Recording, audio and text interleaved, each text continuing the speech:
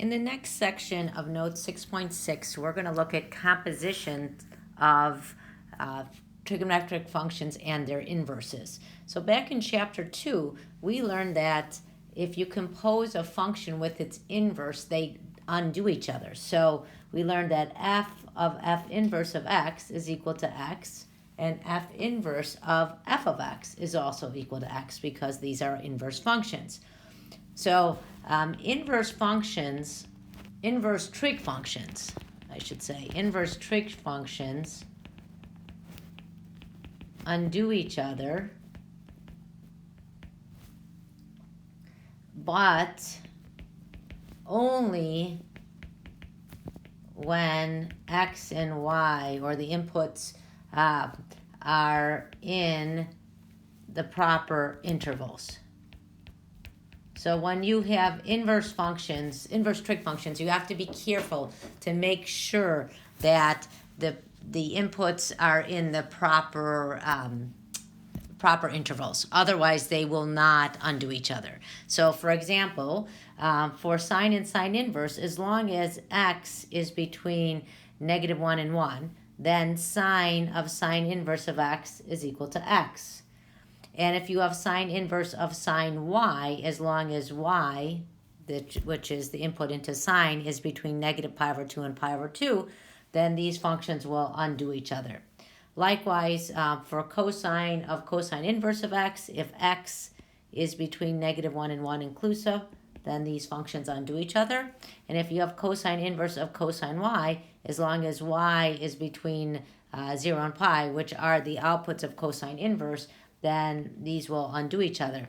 With tangent, if you have tangent of tangent inverse of x, x can be any real number, so there's no constraint there. That's x.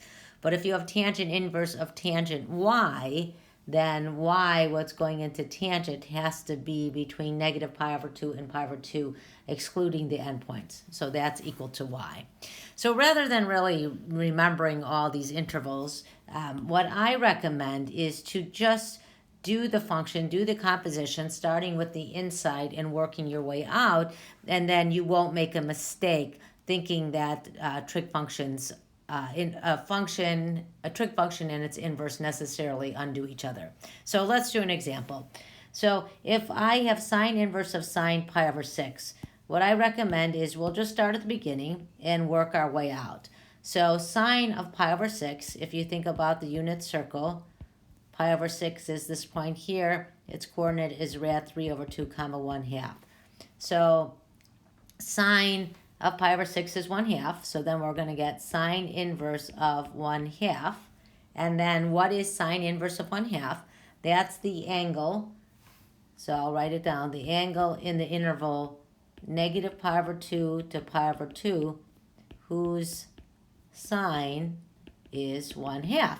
Well, clearly that value is just, so we're going to, I'll show, on the right half of the unit circle, that value is going to be pi/6. So sine inverse of sine pi/6 is pi/6.